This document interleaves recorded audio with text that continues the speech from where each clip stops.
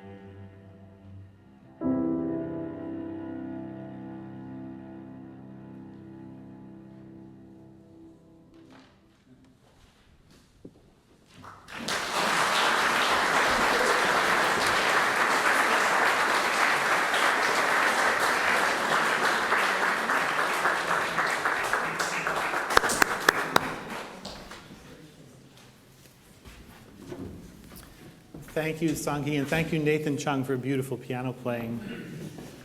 What a beautiful place to start our class today. We have two sonatas today from the early to mid part of the 20th century. BARBER wrote this piece, a very early piece, which he wrote while still a student at the Curtis Institute in Philadelphia. Growing up in Philadelphia and attending the Curtis Institute, my teacher there was a man named Orlando Cole, who was a classmate of Barber's at Curtis. They were in about the first graduating class of Curtis in the 1930s. So this piece has always been very special to me, and it's always been something that I've thought about a lot in terms of, what it means. The language is very unusual in this piece. How would you characterize the language of this piece? In terms of the period, the style, is it romantic? Is it modern? Is it romantic? Romantic. I don't know how many in the audience would agree with that, but I think to our ears, it is a very romantic piece. But to me, it's a romantic piece that's very much taking place in the 20th century. Not Brahms, similarity, relationship to Brahms. But definitely not the same vocabulary. When you start this piece, to me, what I'm missing in your playing, which is absolutely beautiful, there's so much lyricism, so much beautiful sound, openness in your playing, but I'm not feeling the essence of the piece, perhaps, the way you could. When you start, there's an obsessive quality to the interval, minor sixth. I set bells off. Minor sixth. What does he do? He gives you one minor sixth, and now another, and another. Obsessive. Let's try that beginning again. I want to hear you play with more attention to the interval. The interval. There's a difference. We could play pardon me.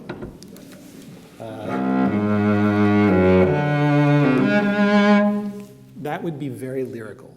That would be more 19th century. 20th century.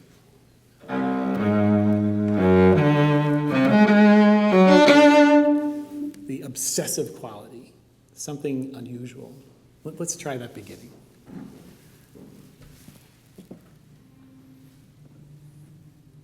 One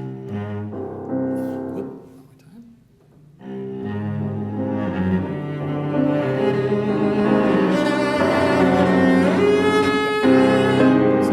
Great. I want to hear every single one. And the first note, I hear you play but each one, it's really quite dramatic. It's so dramatic. One more time.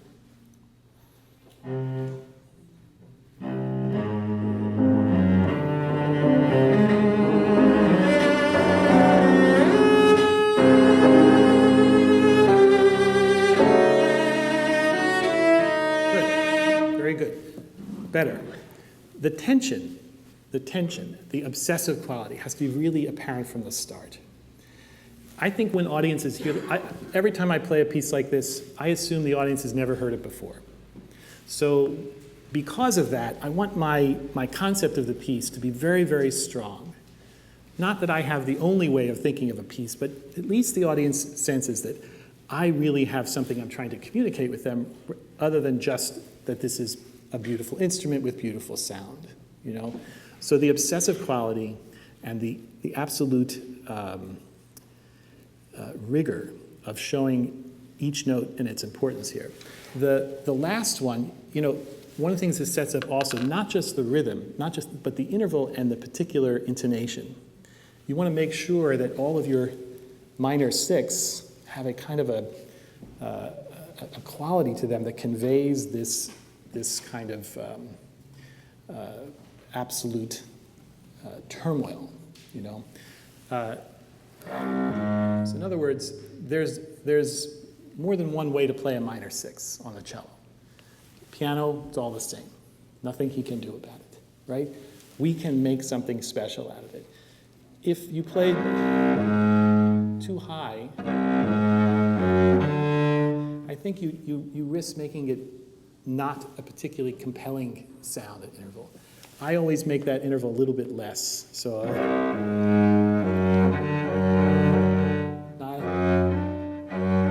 particularly the last one, you might have been a little sharp on that one, okay? So really, really listen for the intervals and the quality of that minor 6. One more time.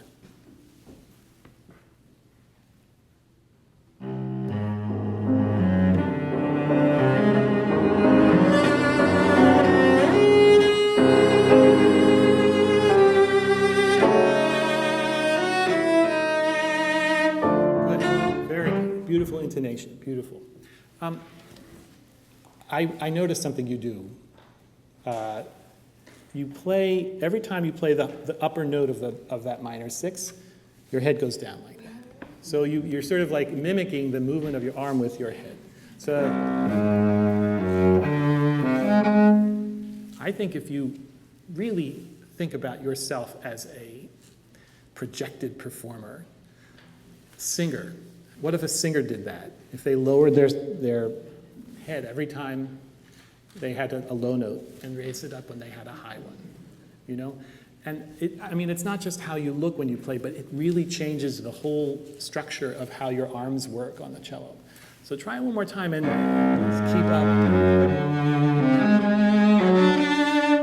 Keep everything up and open. One more time, and we'll go on.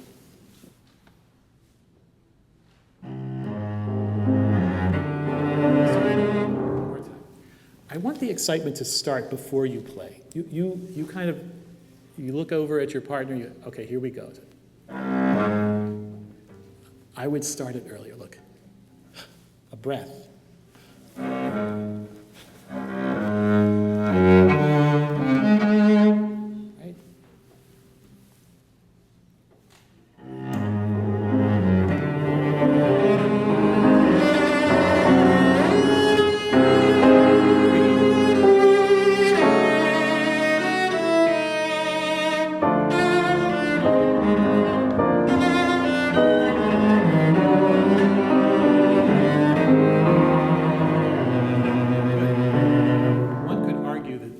Stopped is the end of the first phrase of this piece.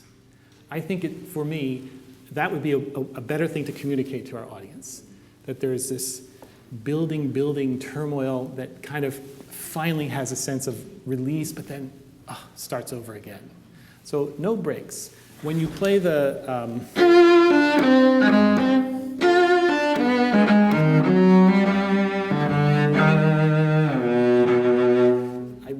to hear the rhythm better. Your ba-da-dee-da-da-dee-da-dee-da-da. Every bit of rhythm is symbolic of something that's kind of painful in this piece. There's a lot of conjecture about what he meant, what he was talking about when he wrote this piece. Young man doesn't really sound like a young man's piece, you know. It sounds not so optimistic. It's very dark, particularly, the whole piece really, all 3 movements have a dark quality. And I think you can assume that, there's 20-year-olds and there's 20-year-olds. Some are just embracing life, really happy. Others might perceive something problematic. Something's not quite right. And I think people mainly conjecture this had to do with his personal life. So we don't need to speculate any further than that. But his sense of unrest is very palpable in this, and so every little detail of rhythm further conveys that. Okay, let's start right at the. I'd like to do the beginning one more time, all the way to where we played. Hopefully, we'll keep going, but I want us to feel like you're taking us on a ride from the first note all the way to that point, and keep the intensity, keep it going.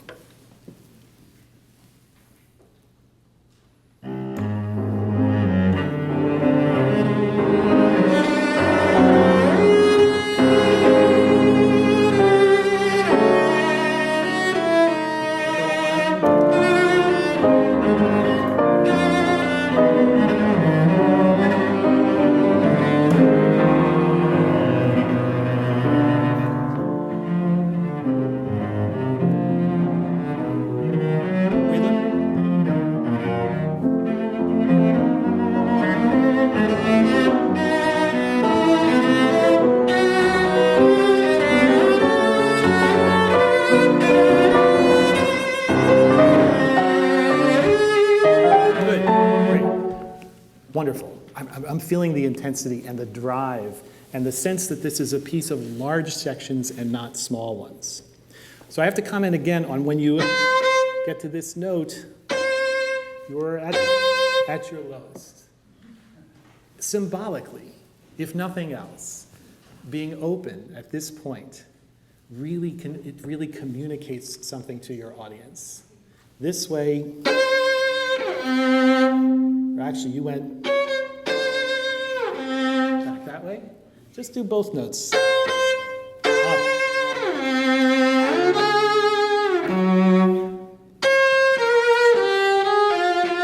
Every time you go back up, long arms, not short neck. Okay? Try right on the top there, the top there.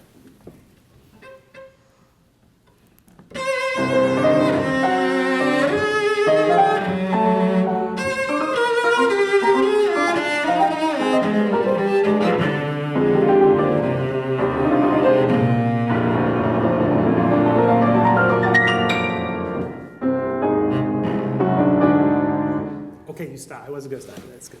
Look. Obsessive. You're too nice. Don't be afraid. The cello can take it, you know? The register of this piece, by the way, which is something we'll talk about later in Prokofiev's Sonata, it's a dark sounding piece. There's a reason why when he finally comes up on the A string to our more singing register, it sounds a relief of openness. But the major tone of this piece, the major color, it's very dark, dark, dark sound.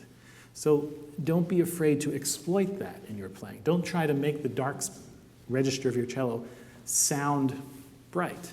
It should sound dark and can sound a little bit rough. You know, not, but I don't mind. Hear a little bit of grit there, okay? Let's start right there.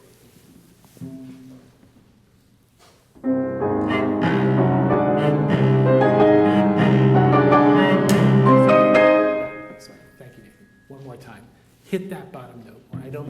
I don't feel it. I want to feel the visceral quality of the bow on the string there. Not making nice sound, but a visceral quality. Harshness. It doesn't mean you can't make a crescendo. You could just play a...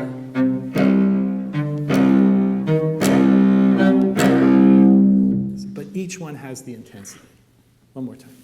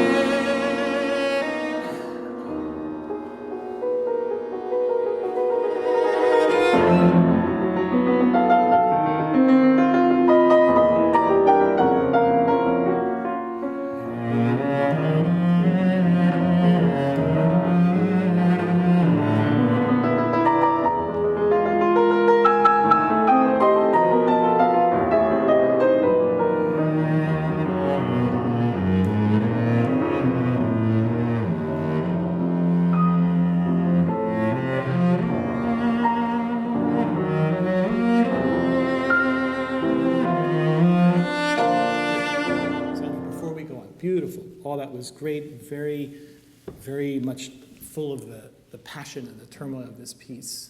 It's great. And I think you're taking us more on a ride with you now, you know. One thing I wanted to point out before we go into this beautiful second theme, you play right before that.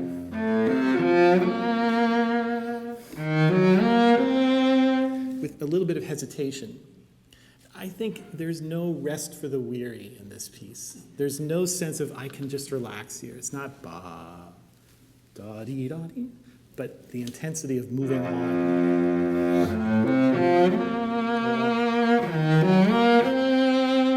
Again, so we hear that longer line. Okay, can we try right there on the bottom from the F? Yes. Yep.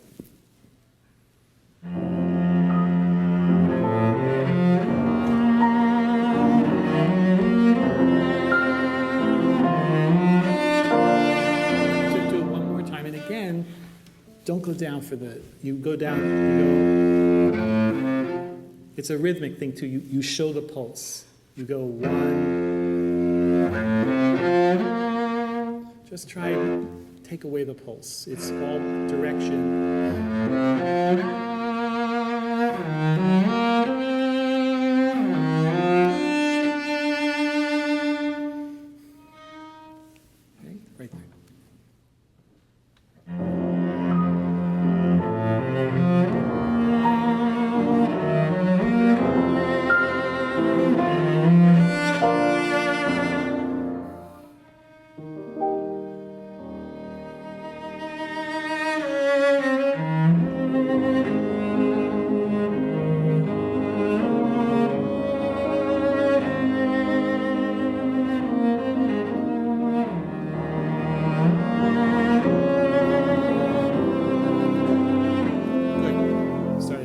Beautiful, beautiful. Now we come to this, what seems like a clearing.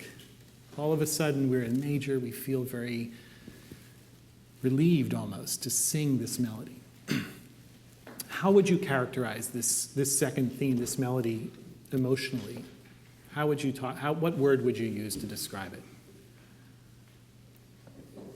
Sorry?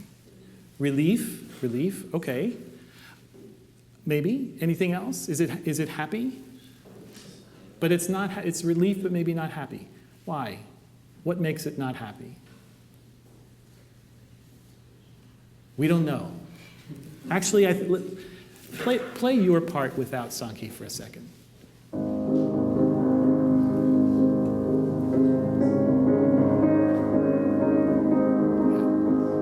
And now, see, I think this rhythm,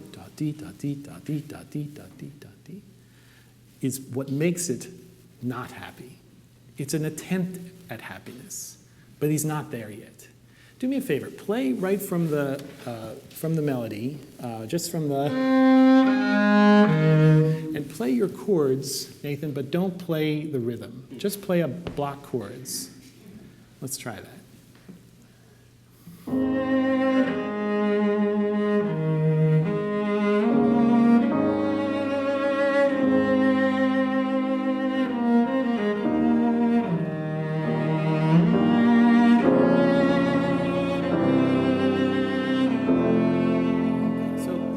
If we take away the rhythm and all we have is the harmony, I feel better. I feel better. But he didn't write it that way. He wrote it with all that rhythm. So how, as a cellist, how do we reflect that in our playing? I mean, when you hear just the chords like that, you play, you're not really motivated in terms of the quality of your sound. But when you hear that rhythm, something happens. What do you think? What do you think you need to do to convey the unease of that rhythm and how it makes us feel? Unstable in terms of the sound? Good. So maybe instead of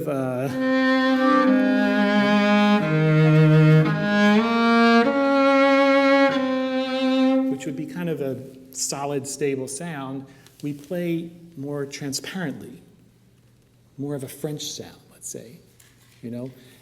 That also allows that rhythm to become more prominent in the audience's ear.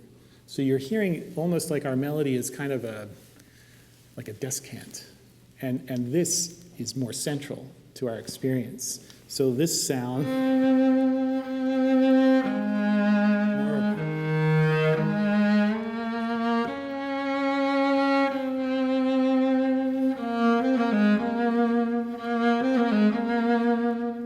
instead of, right? Let's try it one more time. Right from the, from there.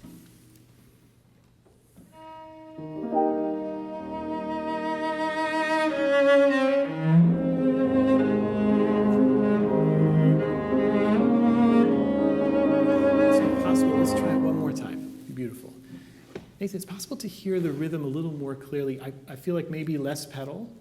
So we hear bup, bup, bup, bup, not ya, ya, bup, bup, bup, bup, bup, bup. So we have a drier sound here and a very transparent but ringing sound in the cello. And you don't have to play all of your vibrato here. You could also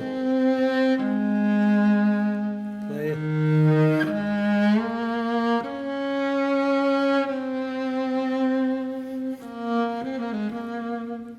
something more color. Then maybe you could increase the vibrato later. Okay? Let's try that one more time.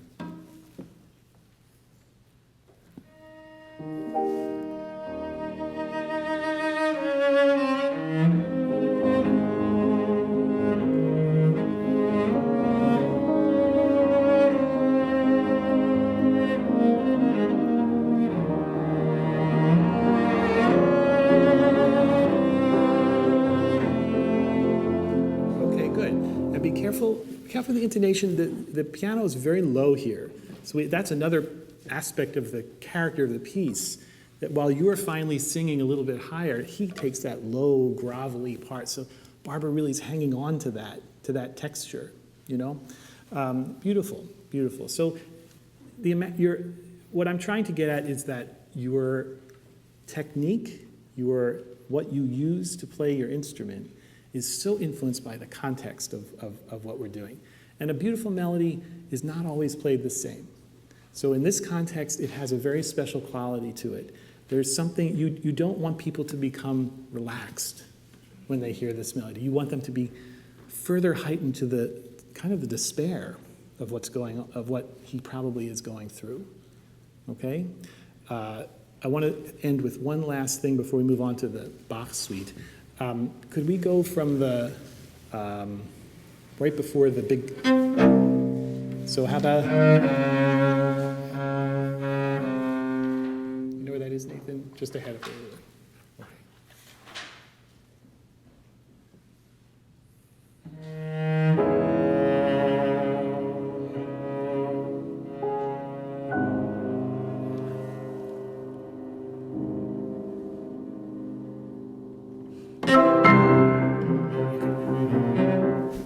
I'm a little disappointed. Very aggressive, bump, bump, and shocking. It should be one of those moments where the audience is shocked. You know, if they don't jump, you haven't done it right. Okay? And then, look, we're back to the obsession.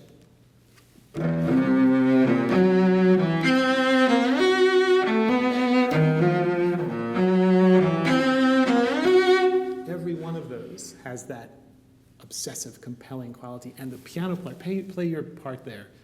Yeah. What's your dynamic? Piano. I want it to be like tomahawk, bum, bum, bum, bum, bum, like a drum. Try it again. See, I hear bup, bup, bup, bup, bup, bup, yup, bup, bup, bup, bup, bup. Every single one equal.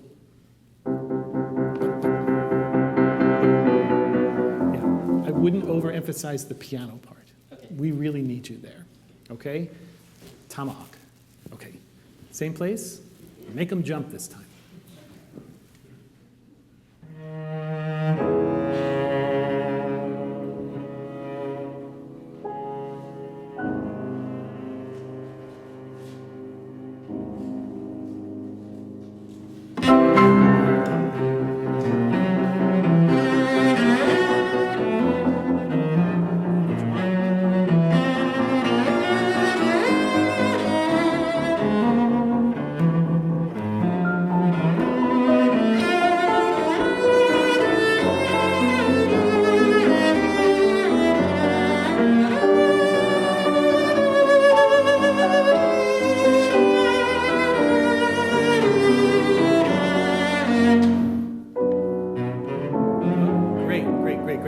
Take the time. We don't want spaces. I think it has to keep going. But that was terrific. I think they jumped a little bit. That's great. And I really felt the excitement. Don't let it down. When you see piano in this, you've got to really consider the context, because it's a very thick piano part, and you need to convey certain ideas very importantly when you play. Okay? And when you got to that singing open cello part, absolutely beautiful. Your sound is fantastic. And that's you. That's fantastic. So the rest of the piece has to provide a lot of contrast to that kind of lyricism. Okay? All right, I wish we had more time, but thank you so much, Songhee. It's beautiful.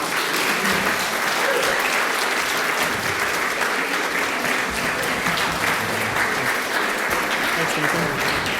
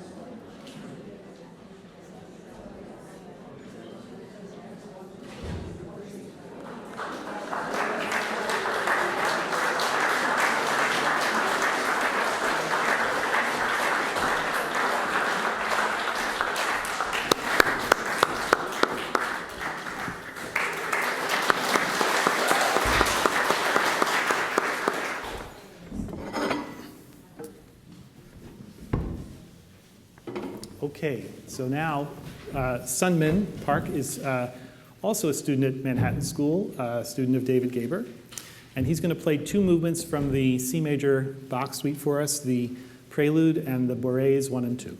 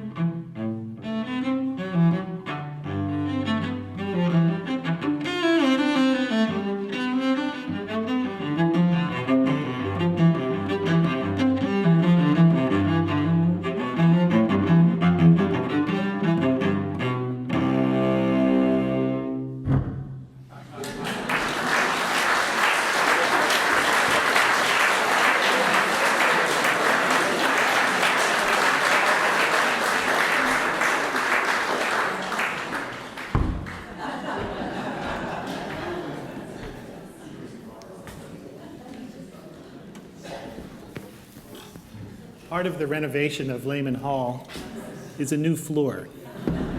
This is not very good for our infants. You handled it beautifully. We didn't.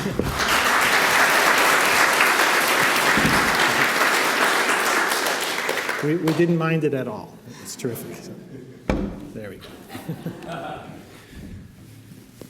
Sunmin, that was wonderful Bach playing. Beautiful, beautiful. And as I've said before, whenever you are dealing with Bach like this in a master class, I can't tell you what's right and what's wrong.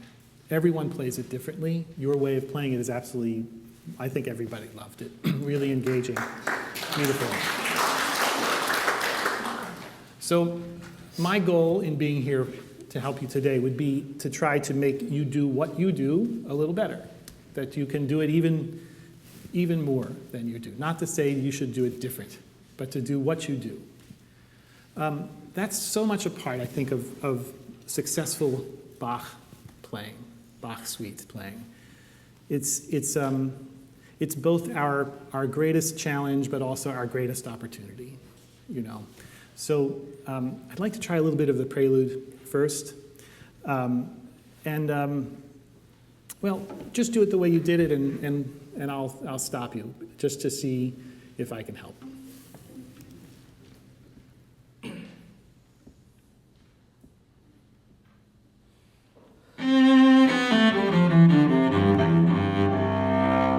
Okay, let's talk about that. I like your smile. How come we didn't see it before you played? Seriously, you had a look on your face. It was quite as if you were maybe about to play the BARBER Sonata, right?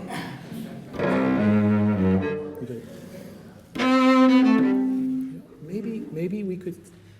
We've talked in the past about the different suites and the different character, for sure.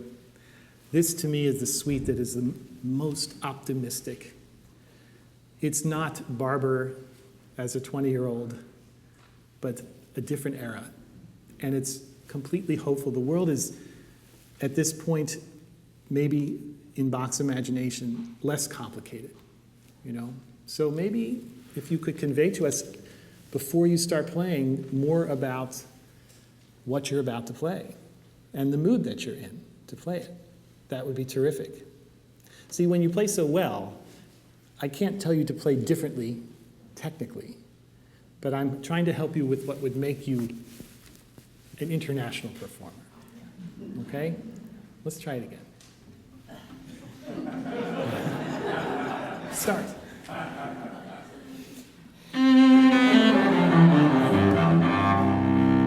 Well, they're certainly enjoying it. That's good. But maybe you don't need to, well, now he's not going to be able to stop smiling. Yeah, it's okay. Just whatever comes out.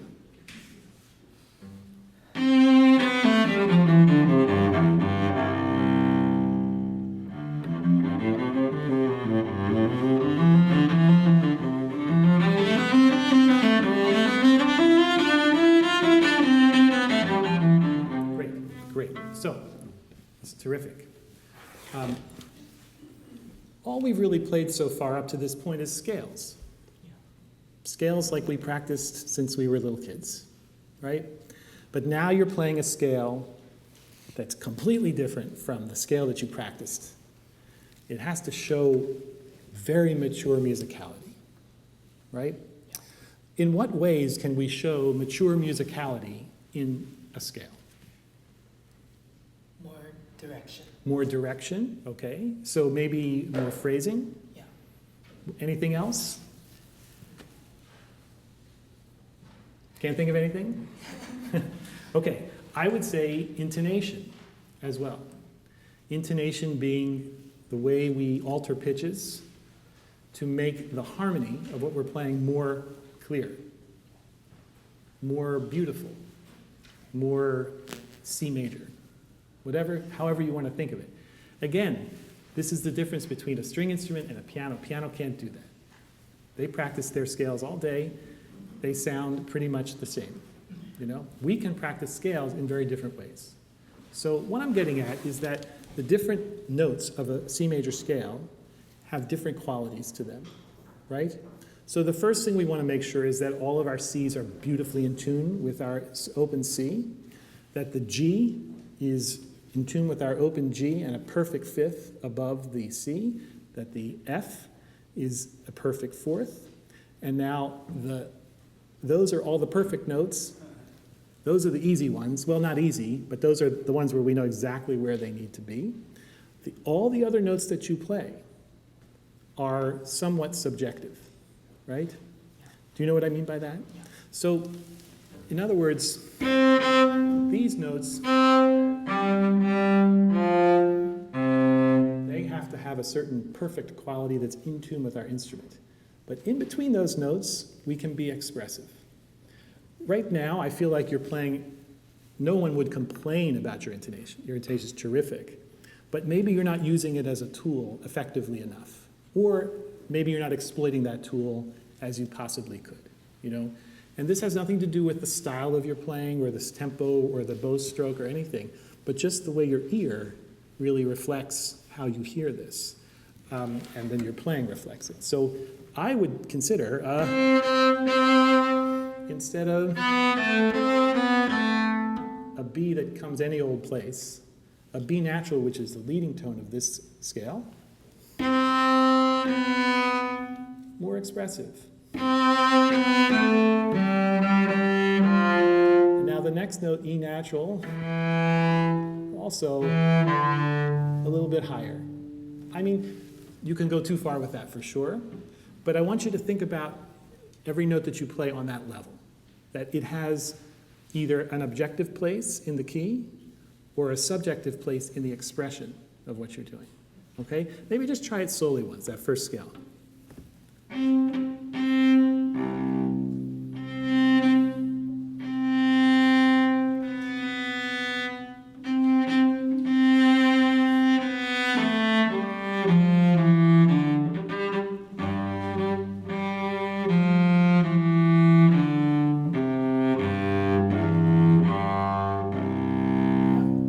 So look,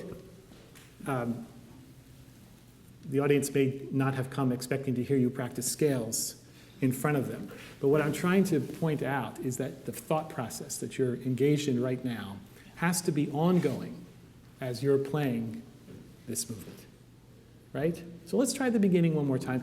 Also about the phrasing. You know, how about...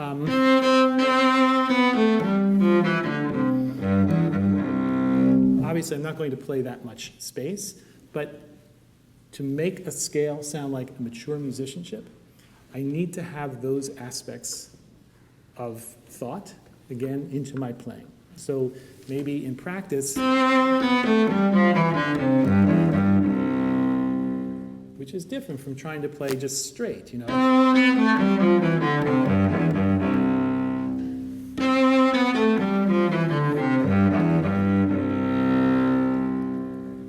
Back up.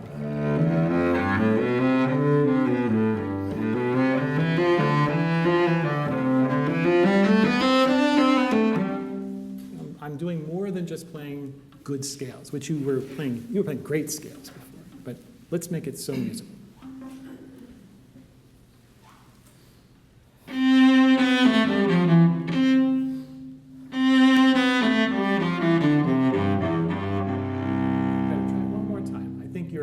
Corrected the C. You see, it's very easy just to start, but that C has to really resonate. Yep. Very good, except your G natural was, I think, sharp to the open G. Yep. Yeah. Really resonate. You know, that's how we make our instruments sound better. You know? When you play so that the open strings are perfectly matched like that, the whole instrument resonates better. Sounds like you have a more expensive cello. Okay?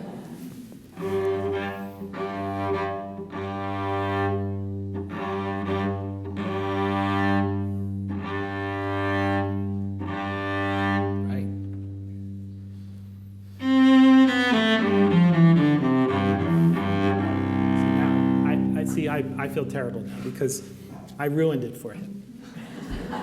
I think he was feeling pretty good about how he was playing it before, but now you're hearing so much that it's a little harder to play. But don't worry. You need to go through this process. You're gonna play it fantastically. You add this other dimension.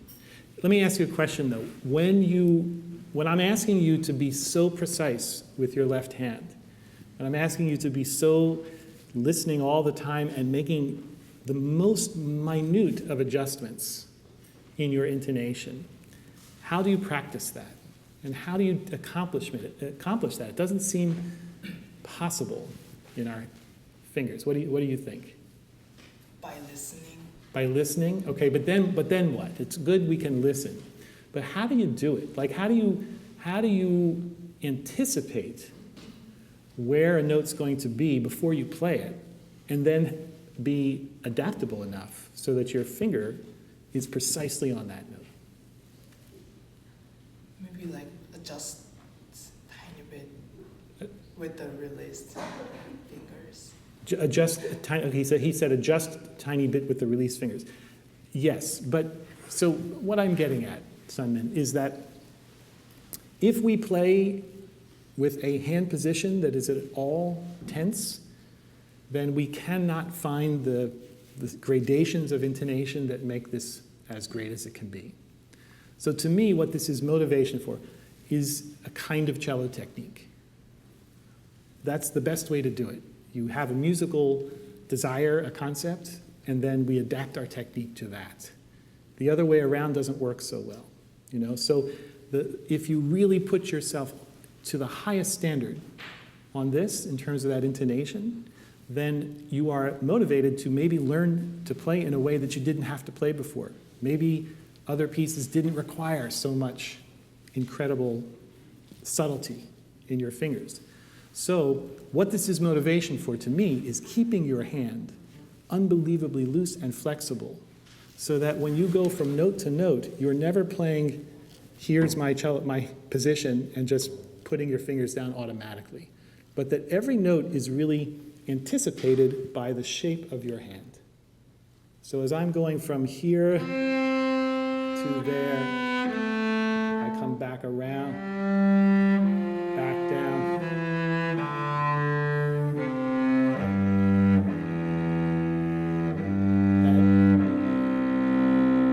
You see, so every note is a new molding of my hand.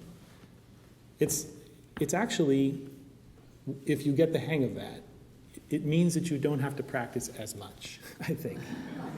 I'm not one who likes to practice that much. So I like to find ways of playing so that I can really actively make things the level that I want them to be. Make sense? So think about that movement of your hand and don't keep it rigid. Okay? Try it one more time slowly, that scale.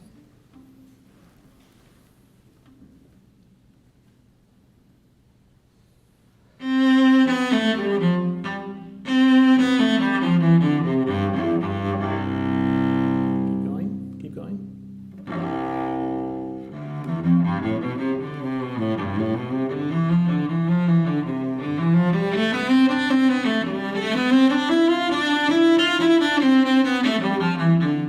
Very good. Yeah, very good. So look, I just wanted to touch on that today because as great as you played it, I was thinking, what other dimension could he add to his playing to really make it, again, of that highest musical level? So when you start this scale here, see how my hand kind of rotates like that? It's sort of, if I played rigidly, I would not have the control, right? So I think you do a little bit of that, but I would just encourage you to find a way to do it even more. Another advantage of that, of thinking about that when you play, is that the color of the sound, meaning rather than playing no vibrato, becomes much more animated, colorful, because as our hand is so loose like that, there's a little bit of movement. So in other words, I'm not trying to vibrate. I don't want to play vibrato on every note. I don't think that's the way I hear it or the way I think is appropriate for this, but I am trying to get animation and color, interesting sound on every note. And by keeping your hand looser like that, I'm not trying to move, but it kind of happens naturally. Okay, so it has a double advantage. Able to manipulate for intonation and the color. Okay? That's great. I'd love to go actually to the Bourréels once. I particularly want to play the second one, which, yeah, that one. Would you try the beginning of that one?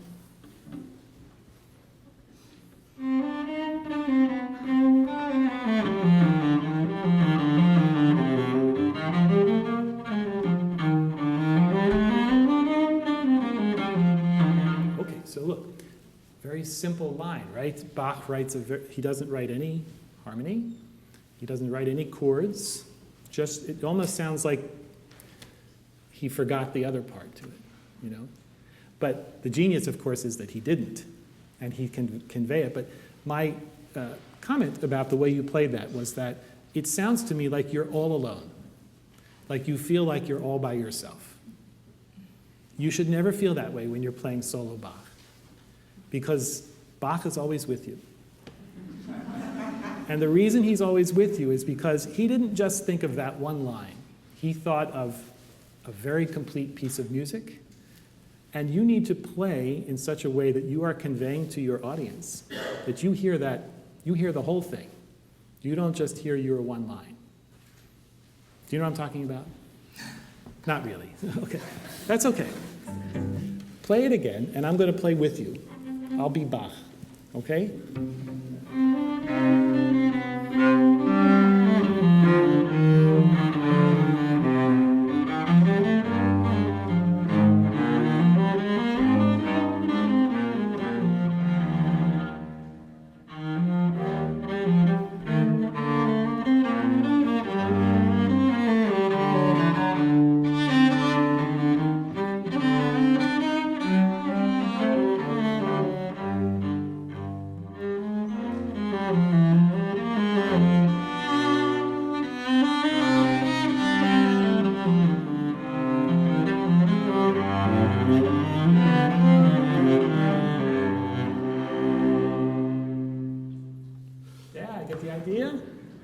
I mean, it's a whole piece of music, and you can play it with, how does that influence you? It influences you by timing. You hear,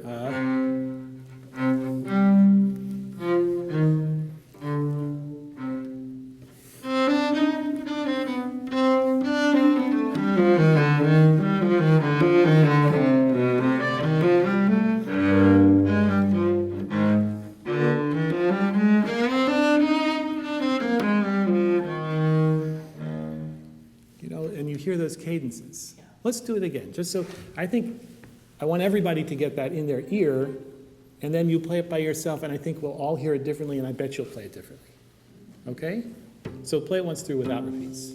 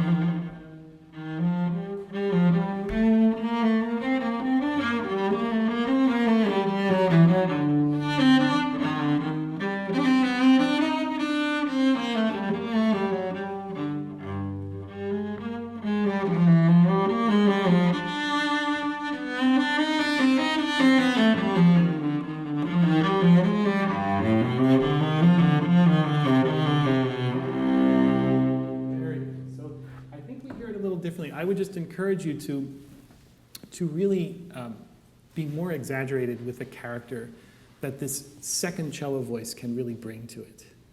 You know, I think you're reluctant. I think you're a little afraid to take the time. I would take.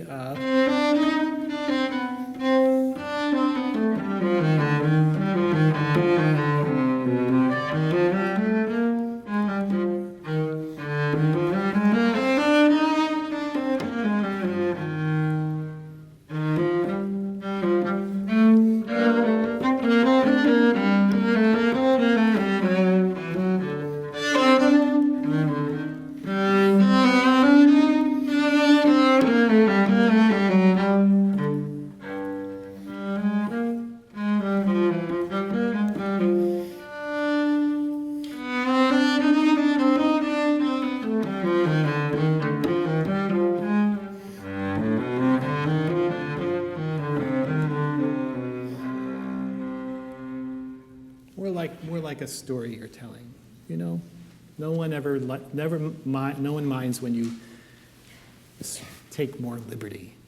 Make it personal like that, but don't do it just subjectively. I think if you hear the cadences, bum, bing, bum, bing, bum, bing, it motivates you to shape your notes the way that cadence goes. Also, if you hear this other voice harmonically, it influences the pitch. It influences your intonation. So you're not, again, just like we were talking about in the Prelude, you're not just playing random intonation, but very specified intonation, which is motivated by the harmony. And by that I mean you make intervals that are interesting, that have character. So you play leading tones, third scale degrees, sixth scale degrees, things like that that really make a part of a chord, so that you're very far from being alone when you play it. Okay? Yeah. All right, very good. Thank you so much.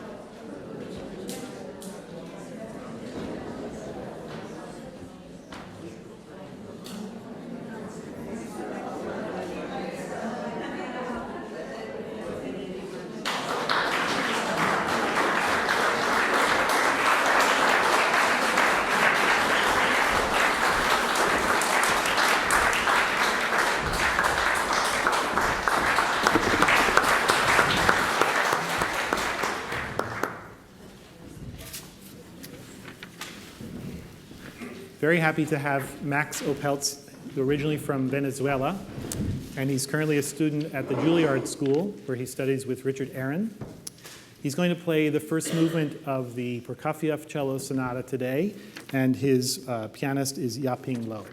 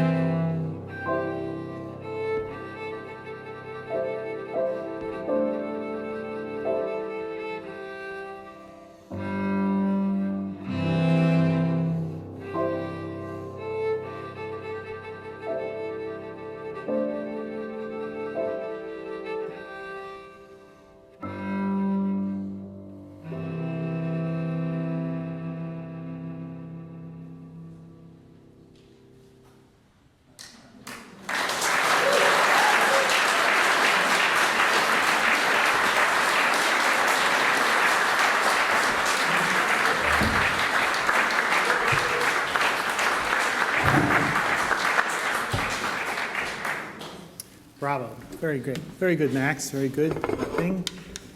Beautiful. Maybe we'll move, would you mind if we move it maybe a little bit over? Yeah, it's going to block some, that's okay. So you can keep it where you had it. This is a wonderful piece. Written actually later than the Barber Sonata that we heard earlier. Barber was in the 1930s, I think 1932. This was 1949 when he wrote this piece. The Barber was a very, very early piece for him, the sonata. This sonata, very late for Prokofiev. Again, context, as it influences how we approach this piece and some of the ideas that are in it. I don't know if you're aware of some of the historically where Prokofiev was in his life when he wrote this. Are you aware of did you learn about that? I know that he heard the Stepansky Sonata, right? Played by Rostropovich, right? And so it was like inspired. He was inspired to write a cello sonata. Same key and everything. Exactly. Yep. But the context, I don't know, like after the war. Yeah. I don't know. Well, it's very interesting to think about this because this piece was written when Prokofiev returned to the Soviet Union after having spent many years in the United States and then in Europe. And he went back to the Soviet Union. There's a lot of conjecture as to why he did that, because this was not artistically a very hospitable time in the Soviet Union. There's some speculation that he wasn't aware of how restrictive things had become in the Stalinist era. But this piece was written 1 year after he was declared a questionable figure artistically and needed to, he had to pass the committee at that point. And there was the first performances were by Rostropovich and Richter, and apparently a few month or so before they actually got to play it in a private home, they had to play it for a committee of composers that were representing the government to see if it was okay. And so it's very interesting to understand where he was when he wrote this and what was going on in his life. His former wife, his first wife, was shortly before this was written sentenced to 20 years in the Gulag because she had tried to get money to a relative. She was actually Spanish, and she was very watched closely, and they took her away. On the surface, just like the Barber, some of these pieces sometimes sound a certain way, but when you understand that context, it adds something to it. It adds to the sense of what he was doing. There was a conjecture also that perhaps he came back to Soviet Union because he wanted to be the top Russian composer someplace. That in the United States it was Rachmaninoff, he was number one, and in Europe it was Stravinsky. So that maybe he came back to Russia, to Soviet Union, to be considered the great composer. I think it didn't work out as well as he wanted to, and it was difficult the last few years of his life. So with that context, the opening of this sonata is very striking. Number one, it opens with only the cello, no piano, like an introductory theme on the cello. And it really exploits the C string of the instrument. I can't think of another piece that has such a dramatic low register opening like this. Can you? I mean, I don't know of too many. Can you think of another cello sonata that actually starts with the cello by itself like this and leads into the piano? Beethoven? A major. A major 69. Right. Stepansky? I don't know that piece very well. It's possible. So. But Prokofiev, of course, was a student of everything that came before him. It's kind of interesting if you think of that. If you think of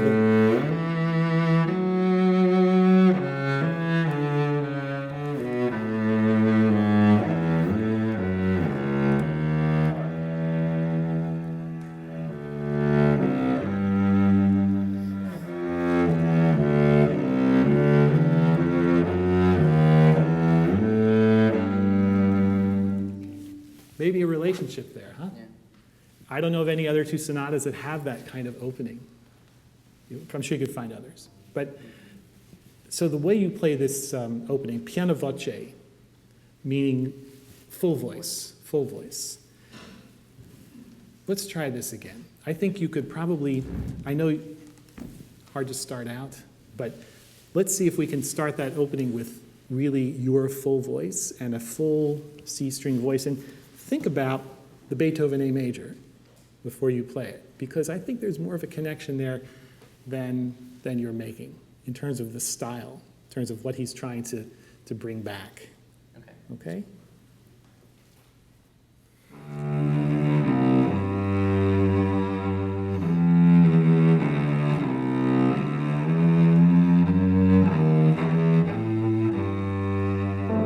Okay, good.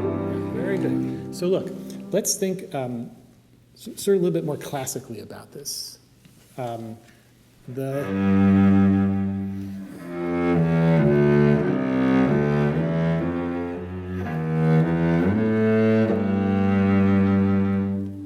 Very, very connected, but also very phrased. Let's try it one more time. I think for full voice, we should start whole bow.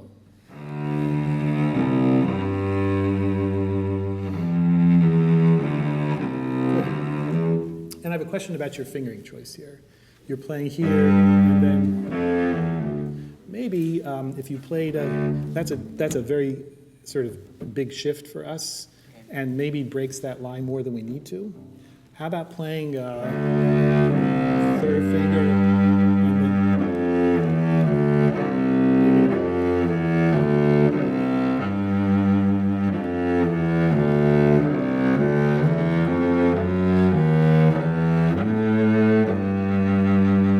where does that opening phrase go to, Max? To the A. Oh, to the G. I think to the G, yeah. Now let's hear that direction. Just like this.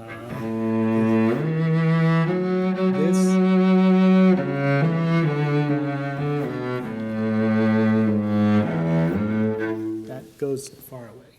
Right. But also, I'm sorry, tempo. Dee-da-dee, a pickup. One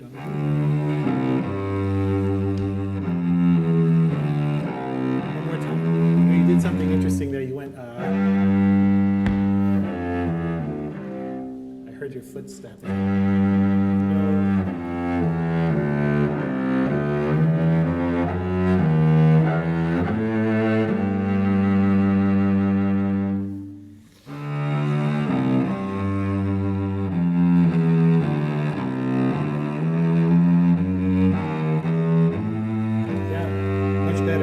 The only place I'm just as a guy who's looking out for this stuff, I hear whenever your bow gets caught. Yeah. So it got caught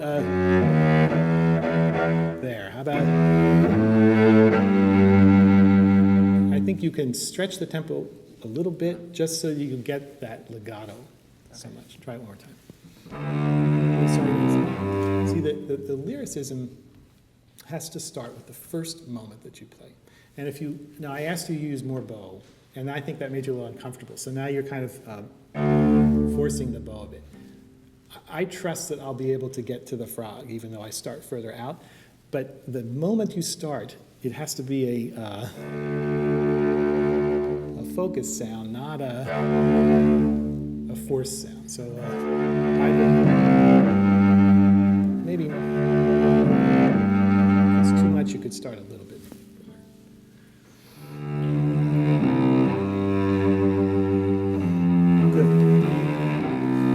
Next thing also is vibrato. So your vibrato tends to kind of, it doesn't lead me to the next note. That's part of the expression. Open. You play. Open up.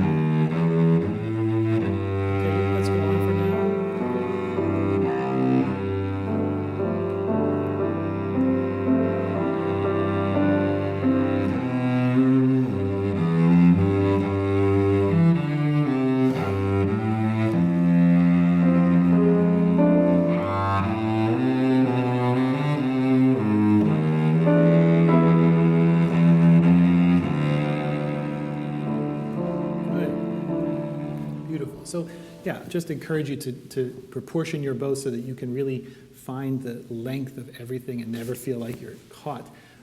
So let's, put yourself back in that era, 1949, when the committee has heard that far. So what are they thinking so far? It's like, what do you think? I mean, it's pretty straightforward. Yeah. It's hard to imagine how they could be listening to a purely instrumental piece and worried about whether or not it was violating the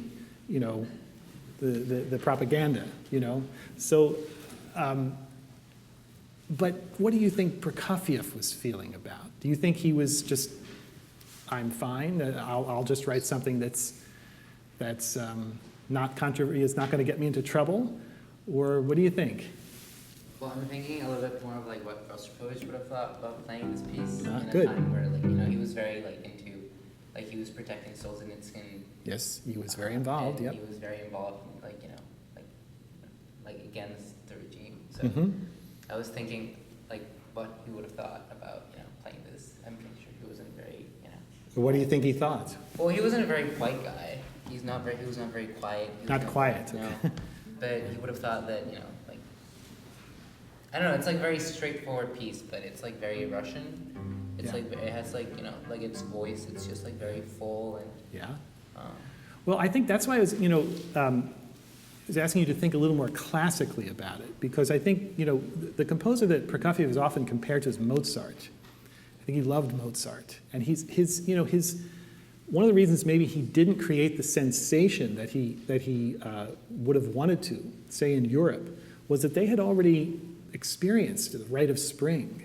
They had experienced Stravinsky and really testing the boundaries, new language, and Prokofiev was more the traditionalist, So I think that it's safe to say that he was being true to how he felt musically, the language that he chose.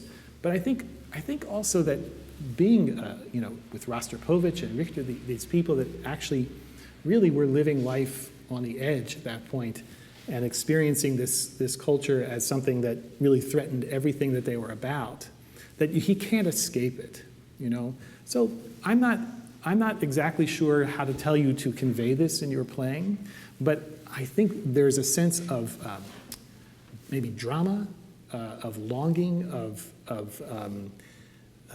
just like in the Barber, where he tries to give you a melody that's more comforting, more settled, that he can't. He can't. So just think about that. And also, I was wondering if you know much of the orchestral music of Prokofiev. around this time. This time, or any of his. This was already very late. I don't think he had too much left orchestrally at this point. But some of his major works, or some of the ballets. How about Cinderella? Do you know that music? Yeah, a little bit. Yeah. A little bit, or the symphonies, of course, Yeah. the Fifth Symphony. I mean, there's a magical quality to that music, where I think particularly Cinderella, if you've heard that recently, there's a quality that really is something beyond the earthbound, something that brings you someplace else. Very, very sparkly, imaginative music, almost surreal in a way. Just a thought. Okay. Let's try from number 1. Could we try there, please? Thanks.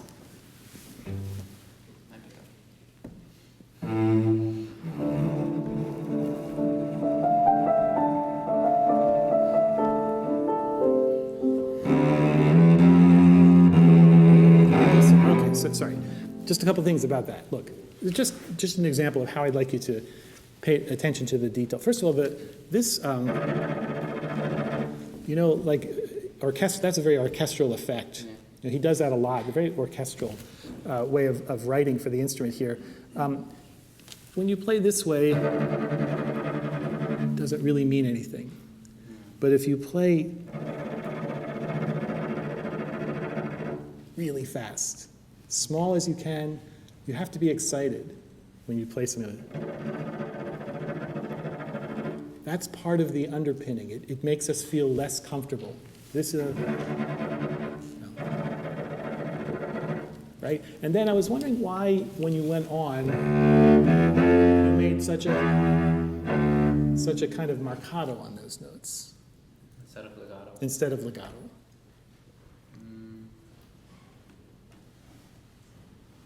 Can't think of a reason. Can't think of a reason. Well, maybe it was just instinctive. Yeah, That's okay, but I just want you to be aware of Okay. that. It doesn't say to do that, and I think it continues the same.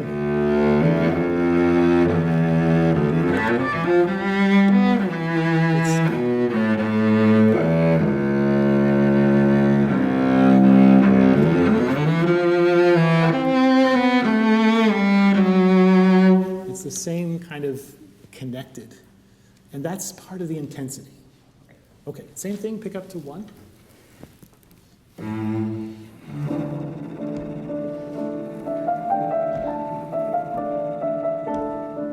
one more time, that was great. Yaping, can I ask you, da-da-dee-da-dee, ba-da-dee, ba-da-dee, ba-da. More, that's the magical part. And if you play it too leisurely, it just sounds ordinary. Think magical. One more time.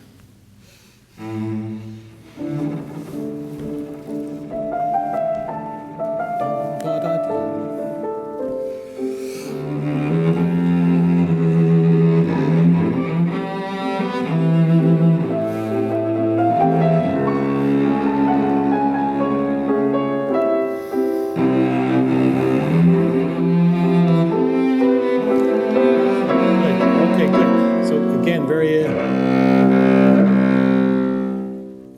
Try that by yourself once. Keep going for a second.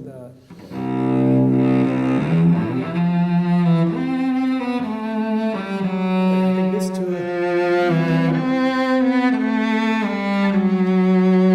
Much more connected.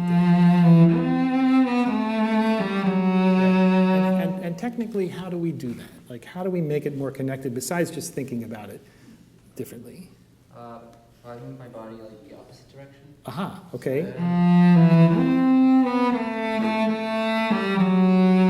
Okay, so, I mean, I have to say for me that brings, this is something we don't have time to get into now, we'll talk about it later. But to me, what I'm hearing is kind of a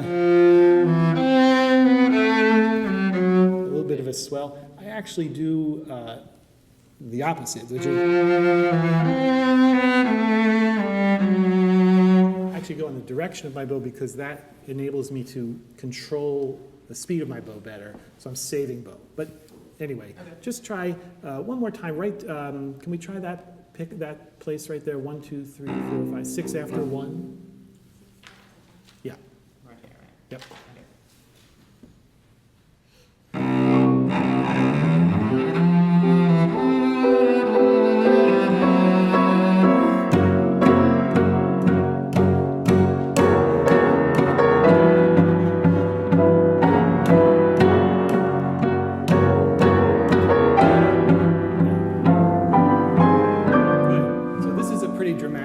Dramatic thing he's asking us to do here. Again, very orchestral. You know, you're playing a, sorry. Have you ever considered going across that way? I think I did, yeah. Whatever is bigger. Yeah, Yeah. I don't know. It's like the basis and. Then try the other way. Now go back the other way. Well, you experiment, whatever is bigger, but the thing I want to just, either way, what I want to really emphasize is the pounding quality of this. You know, think orchestral. My sense of this sonata is that it's really, it doesn't know what it wants to be. On the one hand, it's sort of referring in a more classically back to Beethoven, to Mozart.